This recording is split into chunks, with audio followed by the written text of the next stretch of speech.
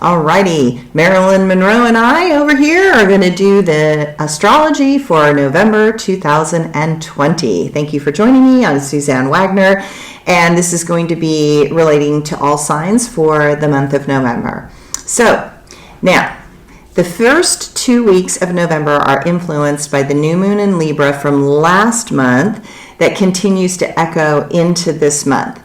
So add to that the Mercury Retrograde that finishes up on November 3rd, Election Day at around noon.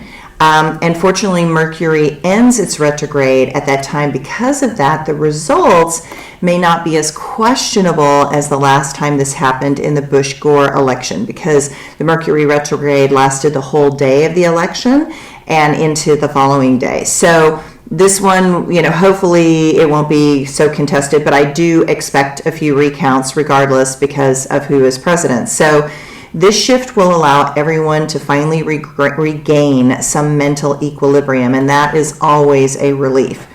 What is clear is that the election will be contested no matter what. So while the resolution of conflicts is our objective, there are many that don't want any form of completion to happen. There are many that will stir the fires of hate and set off with the intention to tear down anything that looks like progress. But the planet that will really make us feel like dancing again when he turns direct this month is Mars. And Mars has been retrograde in Aries since September 9th and will begin to move forward on November 13th. Over the last several weeks, our goals will get recalibrated and support us in asserting our energy differently. What is and isn't worth pursuing is going to become clear. How we are going to proceed will have to be shifted considerably. Now, we have to put all these questions into action. Before November 3rd, Mars in Aries combined with the Mercury retrograde promotes angry words, which should not be a surprise to anybody. On November 12th, the final Jupiter-Pluto conjunction occurs, which can be directly tied to the COVID virus. I expect an explosion of COVID cases and various forms of lockdown and a continued collapse of the stock market. To some, this may feel like a really hard jolt. Know that progress and achievement can be possible if our energy is channeled constructively. The Scorpio New Moon on November 15th is all about an intense fresh start. It indicates that we will be ready to probe the depths and start a major inquiry to uncover a mystery or begin a new financial venture that requires savvy planning. It's time to pursue a new level of intimacy with all of our personal, business, and intimate partners based on a newfound willingness to be more vulnerable and to intend to trust. There is a strong drive to improve the circumstances for all and to find the doorway to a more global prosperity. Success will no longer be defined in the traditional way because we are now on a path that is about bettering ourselves and our world, learning restraint, and being kind through listening and intentionally wanting to connect from our heart and soul. Past negative reflections can give us insight into things that have been avoided or hidden from you. This is a good time to pursue a passion, hobby, adventure, or a change in how we work. Slowly but surely, we are going to gain confidence and figure out how to make more forward progression. Change finally seems possible. Things that we have never felt, things that we have felt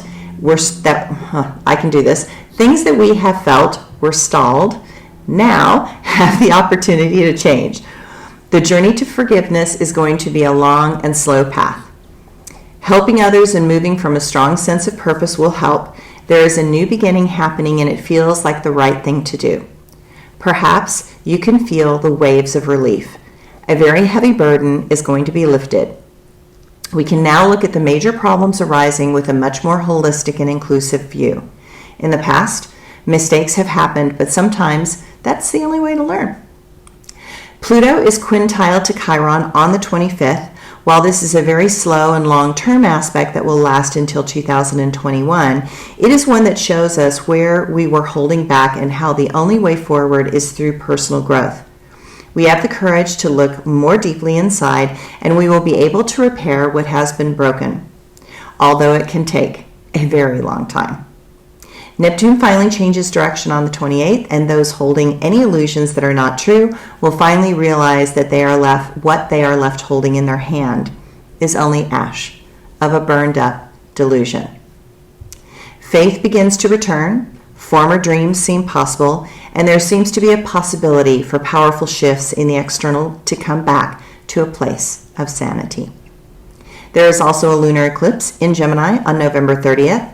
Lunar eclipses tend to bring up emotions, and Gemini communicates them a lot.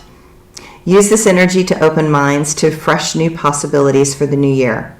There is an urgent need to know, need to understand feeling. No matter what, finish up those projects that are right in front of us first.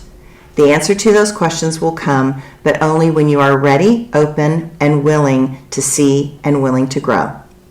What will be obvious are the flaws within the systems. What becomes clear this month is that the insanity of those that had the power to make a change didn't. And what becomes clear is the realization that the feelings of the people are worth nothing in a corrupt system designed to strip anything and everything from the people. So, you guys take care. Have a good month.